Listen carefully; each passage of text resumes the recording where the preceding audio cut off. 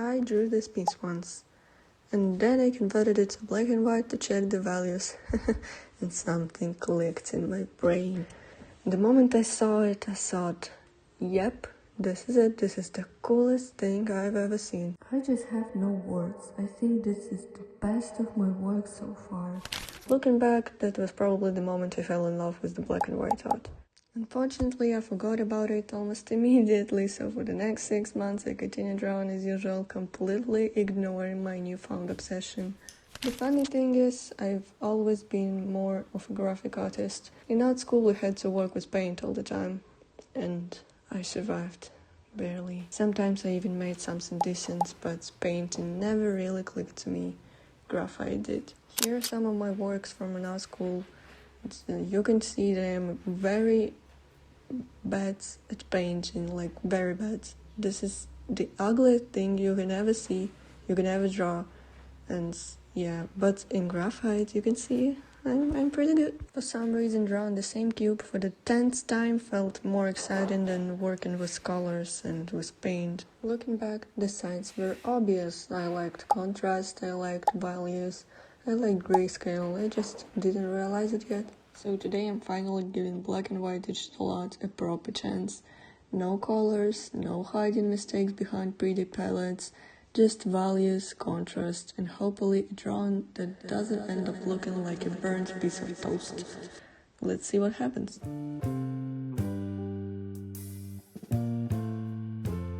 While scrolling through Pinterest, I came across this photo. At first I just saved it like the other 500 references that I was definitely going to use someday, but this one kept coming back to me. There was something really interesting about it, especially these highlights. They looked so dramatic that I immediately wanted to draw something similar and see if I could recreate that effect on my own way. While drawing, I want to tell that I have a completely unreasonable obsession with black and white art. And when I say unreasonable, I mean it, because if you looked at literally any other part of my life, you probably wouldn't guess it. I like colorful clothes, I like colorful interiors, I like colorful illustrations. My Pinterest boards look like somebody exploded a rainbow. And yet, whenever I see a good black and white drawing, my brain just immediately forgets all of that. The weirdest part is that black and white art shouldn't even work this well. Like, think about it. You're literally removing information, like no color, no fancy palettes, no beautiful gradients, just different shades of gray, and somehow it still managed to look complete. Sometimes it even looks more complete than a colorful drawing, which feels slightly unfair. Like, imagine spending 30 minutes looking for the perfect shade of blue, only to discover that the grayscale version looks cooler anyway. Of course, for this drawing I used my one and only silhouette method again. What I like most about it is that initial silhouette doesn't have to be perfect. In fact, it usually looks terrible, and if somebody accidentally saw my drawings at this stage, they would probably think I have no idea what I'm doing. Which is, to be fair, is sometimes true, but that's the beauty of the method. You start with a very rough shape and slowly curve into something recognizable. It's like, sculpting. The artwork I showed at the beginning of this video was actually made using a similar approach. The difference is that back then I was experimenting with layers, clipping masks, and all kind of digital art magic. And let's just say the results were educational. If you're curious about that experiment, I made a whole video about it, so feel free to check it out after this one. One thing that is worth mentioning is that this method doesn't really require many layers, which might sound terrifying to some digital artists. Personally, I don't mind it at all, because before digital art I spent years drawing traditionally, and traditional art is basically the ultimate layer restriction challenge. You get one layer and that's it. Good luck. But I know that some artists work differently. Some people have a layer for a sketch, a layer for the line art, for the shadows, for the highlights, for the left eye, for the right eye, for a strand of hair, and before you know it, the file has 137 layers, and your tablet is making sounds it has never made before. Jokes aside, I completely understand you. I've been there too. I used to create layers for absolutely everything because it felt safe, it felt organized, it felt professional, but I recovered. Okay, at this stage we have a very rough sketch with the shadows blocked in and all the major shapes established. And this is actually the moment where black and white art starts to feel magical, because normally when I draw in color, this is where I begin questioning every decision I've ever made. But when you work in grayscale, none of that matters. There are no complicated color choices, there are no color theory, there are no moments when you spend 15 minutes moving a color wheel around just to end up with exactly the same color you started with. And it's incredibly freeing, because in black and white art, your only real job is to think about values, about darkness of the areas and lightness of the areas, that's all. That's it. And somehow I've reduced years of artistic suffering to a bunch of gray squares. Okay, and I'm not gonna lie, that's probably one of the reasons why I enjoy it so much. It allows me to focus on the parts of the drawing that I actually love. Drawing shapes, a lot of shapes, big shapes, small shapes, weird shapes. At this point, I'm basically just arranging little gray blobs until they start looking like a person.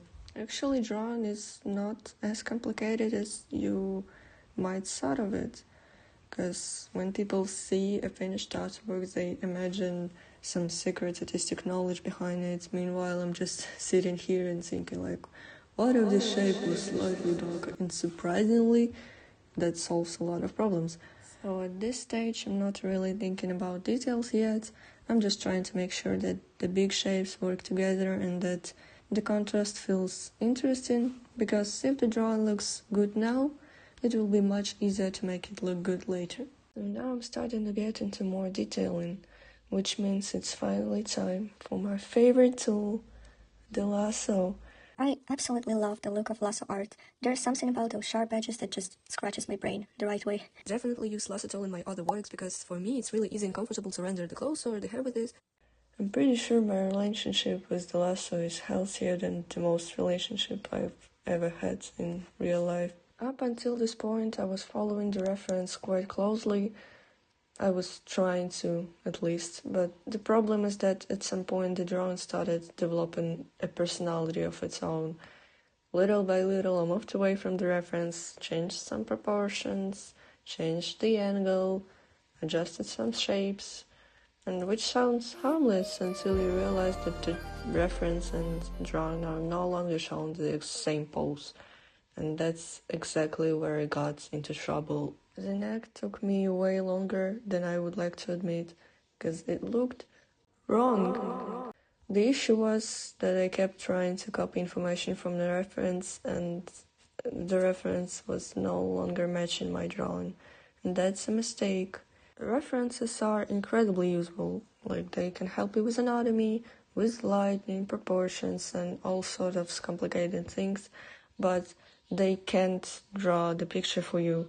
At some point you still have to make decisions for yourself, which is unfortunate because that's the difficult part. Eventually I combined what I could see in the reference with what I already knew and managed to make the neck work, at least enough for me to stop staring at it in disappointment. After that I moved on to the hair, and honestly I completely abandoned the reference here. I looked at it, I appreciated it, then I did whatever I wanted. This part actually turned out pretty well. This was better than I expected. I generally don't know what happens. Maybe I was possessed by the spirit of a much more skilled artist for 10 minutes. But I think black and white art deserves some credits here. When you're working in color, every new detail creates new problems. You have to think about hue, saturation, color relationship, whether two colors work together or they don't. In grayscale, things feel much simpler. You're basically working with one color and a bunch of different values. and somehow that's enough. The depths, the contrast is still there.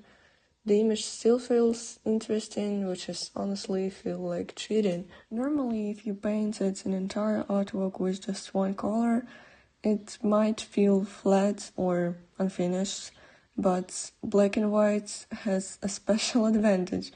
The limitation itself becomes part of the appeal. You're not looking at the artwork and thinking like, why are there no colors?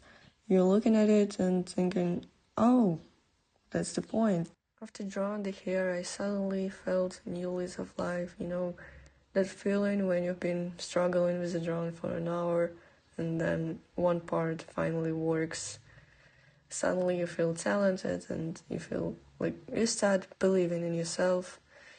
Yeah, so I looked at the drawing and started thinking about the character. Not because I planned to, it just happened. The more I looked at her, the more she reminded me of actress from old black and white movies. She looked sad, but not completely sad, and happy, but not completely happy either. In other words, she had that exact emotional state required to be in an old black and white movie. That's when I realized that the simple tank top wasn't really working anymore, and this drawing was clearly trying to be dramatic, so I gave her a voluminous sleeve, and honestly it worked. The drawing immediately felt closer to the atmosphere I had in mind, more like somebody was about to deliver an emotional monologue in a black and white movie. Looking at it now, I think the hair ended up being a little too rock and roll for that aesthetic, but honestly, I don't mind. Sometimes the best thing you can do for drawing is stop trying to make everything perfectly consistent. Besides, if this really was an old movie, she would probably be the coolest character in it anyway, so I left the hair like that. And also I cropped the drawing so it looked better in composition way. Then I experimented with shadows and light, with layers. In general, I have nothing to say about this, and just 11 minutes of my time that I spent on rendering. But if you want to learn the basis of my rendering style, then I have 2 videos on my channel about rendering my works, so you can watch and learn something new. I was pretty happy with the drawing. There was only one problem. She looked a little bit like Sid from Ice Age. Once I noticed it, I couldn't unsee it, and every time I looked at the drawing, all I could see was Sid, which is slightly unfortunate because that wasn't exactly the atmosphere I was going for. So it was time for the liquify tool. A few small adjustments later, the face started looking much more natural. This is actually one of the reasons I like the silhouette method so much. Throughout the whole process, I only work on a few layers. Every now and then I merge them together and continue drawing, which sounds completely normal until you talk to the other digital artist. Then suddenly people start looking at you like you're living in a cave and you don't know what layer is. But the advantage is that by this stage I already have most of the drawing on a single layer, which means I can freely use tools like liquify whenever I want. If I had used folders, clipping masks, and 17 different layer groups, things would have been a lot more complicated. I would either have to liquify every layer separately, which sounds like a punishment specifically for artists, or wait until the very end of the drawing to use liquify. And if there's one thing I know about myself is that when I see a problem, I want to fix it immediately, so for my workflow, having everything merged together is actually pretty convenient. It might not be the most organized method in the world, but it lets me spend less time managing layers and more time turning Sid from an ice age back into a human being. At this point, I decided to add a star above her head, which seemed like a great idea at the time.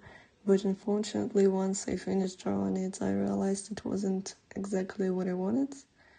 You know those moments when you have a very clear image in your head and then you look at what you actually drew and realized that these 2 images are only very loosely related. Right now you're seeing what I imagined in my head, and honestly I still think it would have looked amazing. The problem was that achieving that result would have required effort, and by this point I had already spent enough time staring at shades of grey for one day, so I had a choice.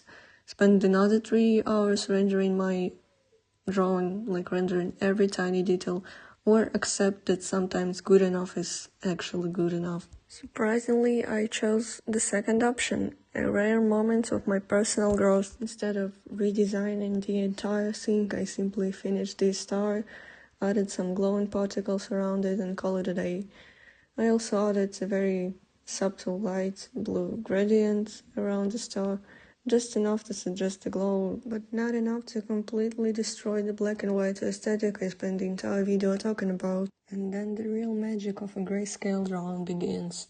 One of the biggest advantages of working in black and white is that you can color your artwork in so many different ways afterwards.